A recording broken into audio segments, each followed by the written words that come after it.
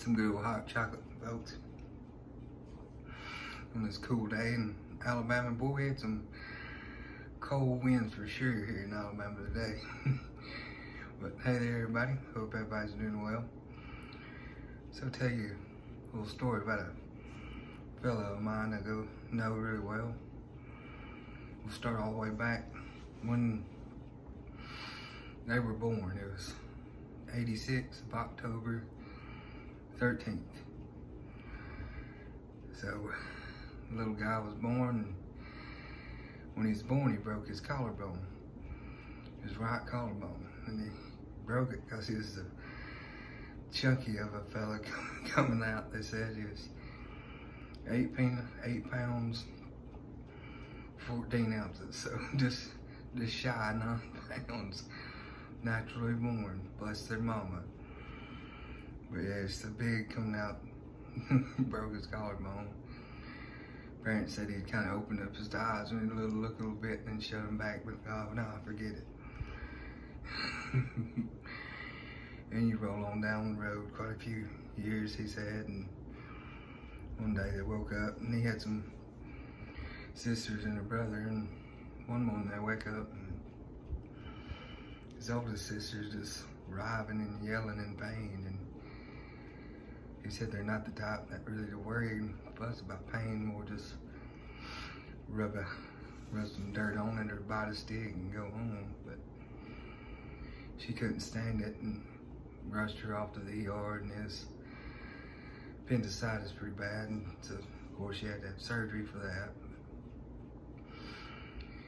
And then you go on down the road some more, and his dad was working one day, and he worked in the woods. He's a logger and fixing on changing a big skidder tire, and skidder's what goes in the woods, grapple of logs and pull them to your loader so you can load your trucks and stuff. And he was working with it and got hurt, changed the tire, but he didn't know it, and he kept on working, because you know, we're by the stick, people, you go on. And a few days later, it was so sore he couldn't move, and come to find out he had tore in his abdomen a little bit. So I spotted the connective tissue, and he had set up gangrene on him, and getting all festered up in there, and he had to be rushed into surgery to have that surgery done. We go on down the road a little bit more. He's a little older now and in high school, and due to some unforeseen circumstances and stuff happens in life, stuff gets hard, they lose their house. So now they're out of house and they had to move to somewhere else, into a little raggedy house. It was, thank God it's a house, but he said it was pretty run down, so now they had to redo this house just to make it livable, and they make it livable. Well, it's still a good one. And down the road a little bit more now, he's in college, and his dad starts having some troubles where he just can't see good, and it starts getting worse on him. And he finally goes to the doctor. He's like, "Doc, hopefully I can see out of my eye." They do some tests, and the pressure in one of his eyes is just not astronomical high. And they work with him. Multiple surgeries of trying to put a stent in to relieve pressure and stuff like that, but eventually he loses his eye. And down the road you go some more, and he said, and his mom starts having some issues, just like, crippling pain in the back and shooting pains in the legs and stuff, and she just gets worse. I mean, she barely can walk, and then she can't walk, and going to this doctor and that doctor, and then one night she's in pretty unbearable pain. Something in her foot just like, pow, she said it just exploded. And ever since that, she couldn't walk at all without something to hold on to walker-wise. And like I said, going to this doctor, this neurologist, and that orthopedic, and they're saying it's this, and it's that. And she finally gets to a doctor after about 7 years later of this, and she finds out what it is and learns to just deal with it, even though it's lifelong. And in between that time as well, she develops diabetes, since the disease that she had was a autoimmune. It caused the diabetes. So now she gets the joy of dealing with being diabetic along with this new weird one in like a million autoimmune disease. So he rode down the road a little bit more, he said, and all of a sudden he starts having issues of his health. And I mean, he had never really had anything besides the broke collarbone, he said, when he was born. And he's just super fatigued, feeling run down, but he's in school, so he's kind of contributing to that. He finally sees the doctor, and doctors look him over good and opens his mouth and stuff, because he'd been having kind of throat issues too, and his tonsils were huge. They'd always been big, and I was thinking, well, it's bad tonsillitis. It's what you're doing. You probably can't sleep good and stuff, which he said he couldn't. So they do a tonsillectomy, remove those. So he just went through that surgery, trying to recover, and gets towards the end of the recovery of that surgery, and all of a sudden the issues are still kind of there and actually get worse. Now he hardly can swallow at all. If he tries to drink anything, it'll come out his nose. He can't talk to form words correctly. He can't chew. Like, he tries to chew on something, can't chew it. And then he gets where he barely can walk, because he's just so weak. Cause, I mean, he ain't ingesting anything too to give him some energy. And finally gets to see a neurologist and this doctor and that doctor, and come to find out he's got autoimmune disease as well. So now he's learning to deal with that, and there's testing that goes along with that to see if what is causing it is the issue. So he has to do some tests, and there is a tumor in his chest that's quite large. They said it was like 10.2 centimeters, so that'd be about 4 inches, so about a softball in your chest. He goes through surgery for that, and they do it robotically, and the tumor was so big, you know, that they had to take out part of his rib just to get the tumor out. So now you're dealing with the recovery of that surgery. And you start to get better, and you're doing pretty good, and finally gets well enough to get back in school to keep working on his career and other degrees. And right at the end of school, he starts not feeling well. And he's a big time hunter. He loves to hunt. So he's out in the woods hunting, and comes back in. Next few days, he's kind of feeling run down, and find out he's had some ticks on him. he gets the ticks off and he still just feel bad. So he goes to the doctor and thinks it could be possibly Lyme disease sitting up, but they weren't 100% sure. So he starts taking medication for that and feels slightly better, but still not feel well. And still just starts feeling worse and worse and worse. Start doing some testing more, and he's got tumors in the bottom lining of his lungs.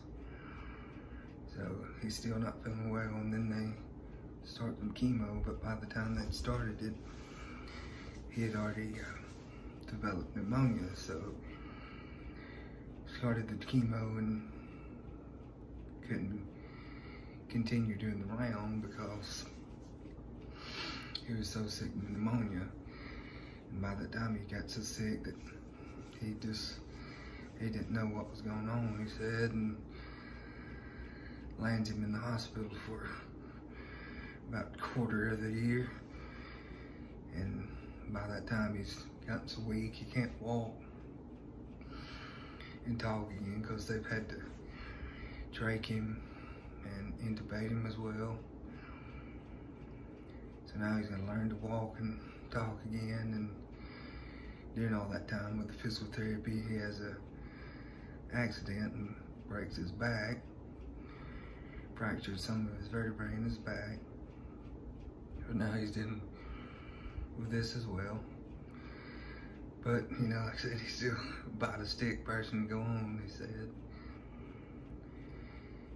And he works through all that and starts to get better, and then continue doing testing and stuff.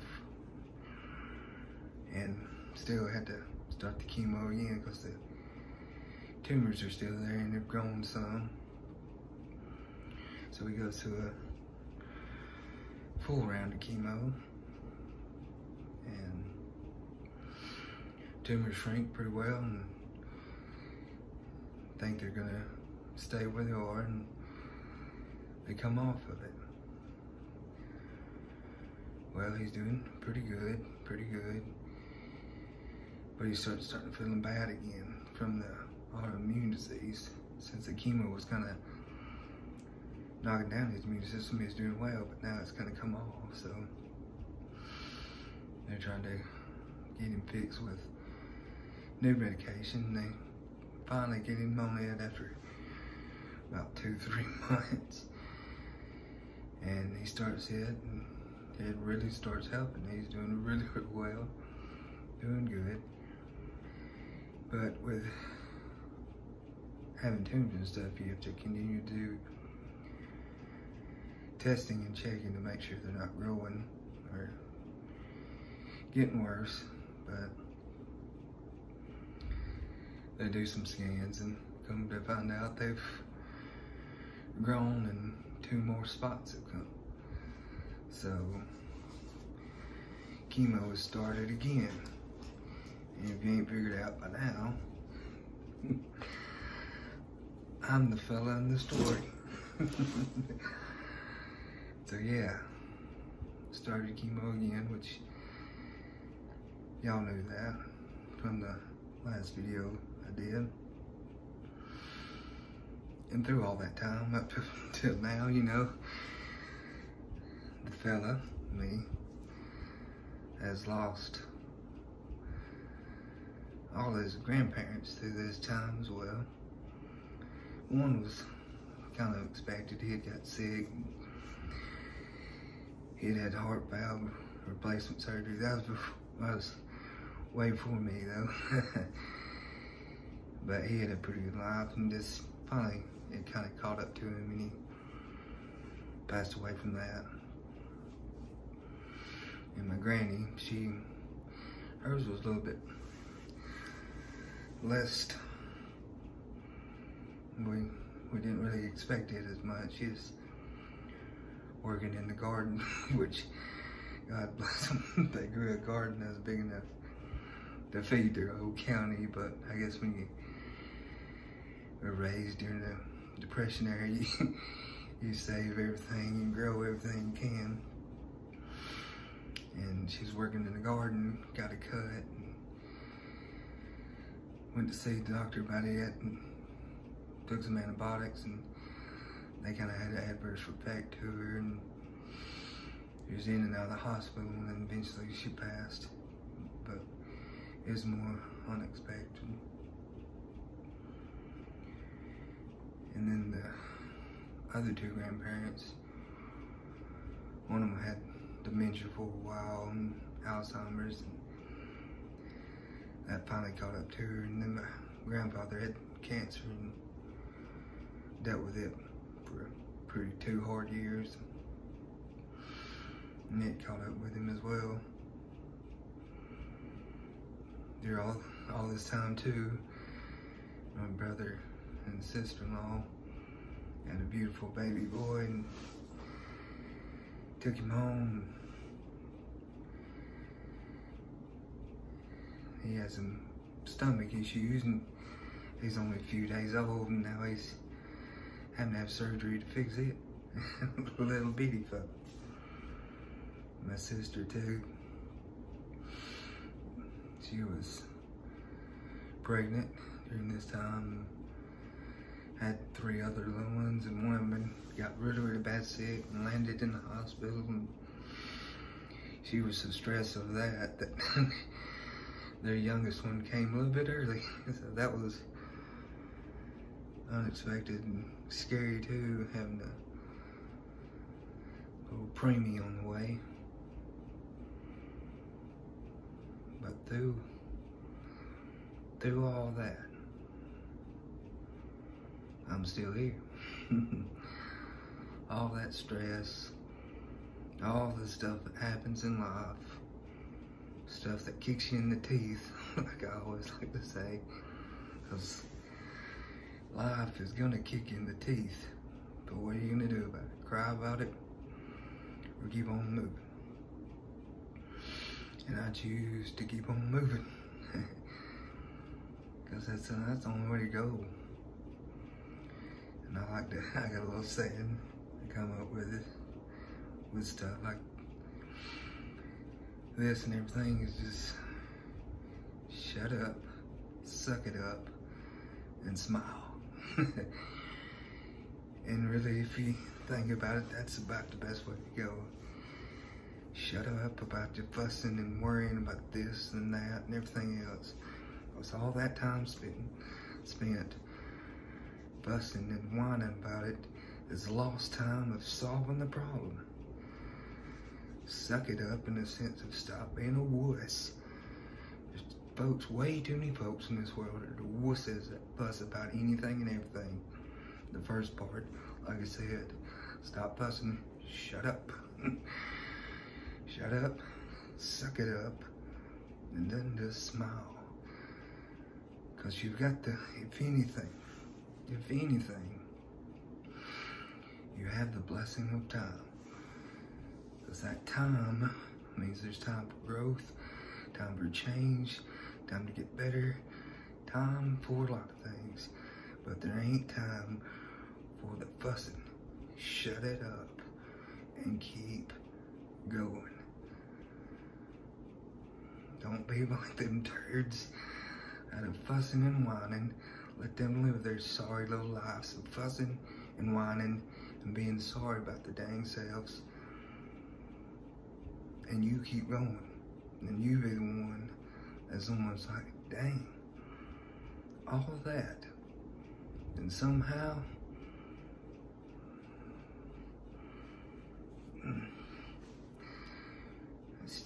still, sorry, phone goofed on me. Hope you got that. But they still have a smile on their face. And that's me.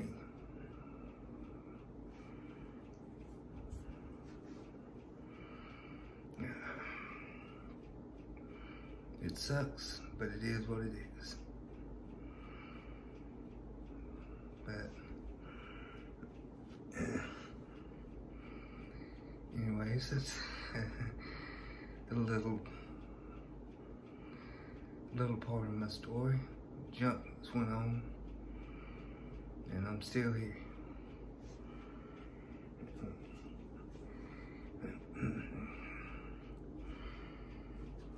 Little drink.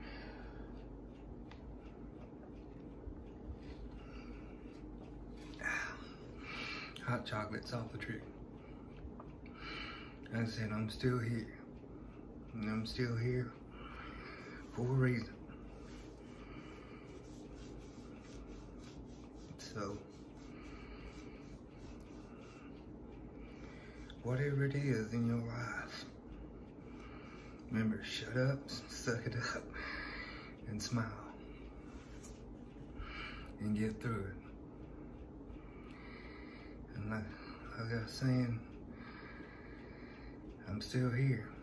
And the only reason I'm still here is because the love that God has shown me through an amazing family, friends, and a lot of folks that I've never met before. But for some reason, they love me enough to think about me. And thank y'all, whoever you are. A lot of you on here. I love you, and thank you. Thank you for thinking about this old, simple Southern fella. But that's my, I guess, long-winded story here a little bit. I hope you stuck around for it. But anyways, like I say always, and I mean it, I ain't joking when I say it. Lying either. I don't do that lying crap. But I mean it. I always mean it. I love y'all. And I thank you so much for watching. Like, share, and subscribe if you want to. Comment too, because I love chatting with y'all and getting to interact. But again, I love y'all.